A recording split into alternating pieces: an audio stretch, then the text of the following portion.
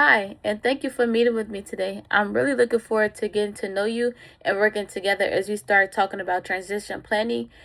So before we dive in, I want to take a few minutes to explain something called person-centered planning or PCP, since this may be a new idea for some of you. So person-centered planning simply means that the student is at the center of every decision we make. So instead of focusing on the challenges or what hasn't worked in the past, we focus on the student's strengths, interests, goals, and what they want for their future. Our goal is to listen first. Also, to learn what matters most to the student, and then work together as a team to build a plan that supports those goals. So the reason person-centered planning is so important is because research shows that when students are actively involved in planning their future, they are more motivated and more engaged and better prepared for life after high school. So when students have a voice in their IEP and transition goals, they are more likely to develop self confidence and self advocacy skills, which means is very critical for success in college, careers, and independent living. So from a value perspective, person-centered planning is also about recognizing that every student has values, purpose, and unique strengths. By taking time to truly listen and collaborate, we create a supportive environment where the students feel respected and empowered. This approach reflects the belief that education should help students grow academically, socially, and personally while honoring who they are as individuals. So, person centered planning plays a huge role in student driven transition planning.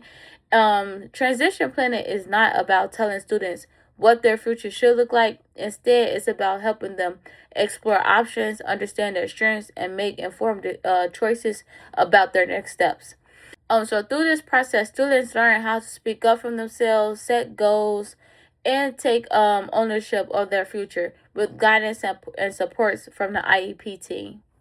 When person centered planning is done well, there are a few key steps we follow. First, we create a welcoming and respectful space where everyone feels comfortable sharing. We start by getting to know the student.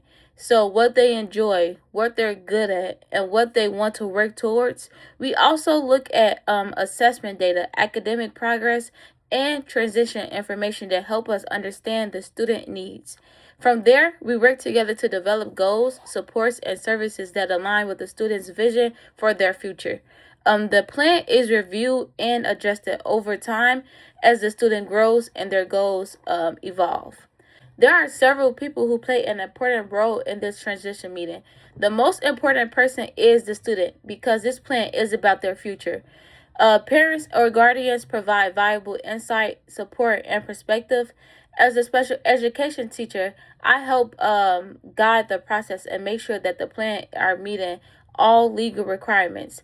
The general education teacher shares information about the classroom expectations and academic performance, and related service providers contribute information about support such as speech, occupational therapy, or counseling. In some cases, outside agencies may also join to help with planning for life after high school. At the end of the day, person centered planning is about working together, listening to one another, and making sure that the student voices leads the way. When we do that, we can create a transition plan that is meaningful, realistic, and focused on helping the student reach their goals. Thank you for being a part of this process, and I am excited to work together to support the student's future.